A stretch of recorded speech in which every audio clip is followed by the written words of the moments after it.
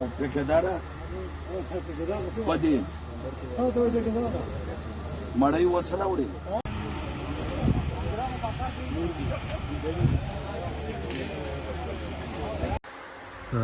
ख़ास आपकी हिफाजत के लिए बनीगाला में मौजूद है। ये आप देख सकते हैं, ये सारे यूथ बैंक के नौजवान हैं, सब के नौजवान हैं, हर जगह की नुमाइंदगी मौजूद है इधर, ये आप देख सकते हैं।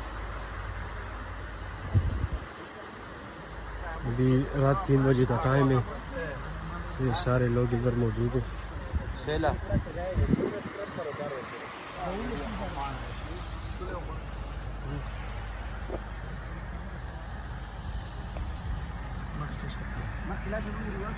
ये बाजौर से आए हैं, मैंने गुलज़फ़र खान की तरफ से नुमाइंदगी की इधर, मतलब जितनी भी यूथ के लोग हैं, हमारे हिस्से के लोग हैं, तो बाजौर की भी काफ़ी सारे लोग आए। मैंने गुलज़फ़र खान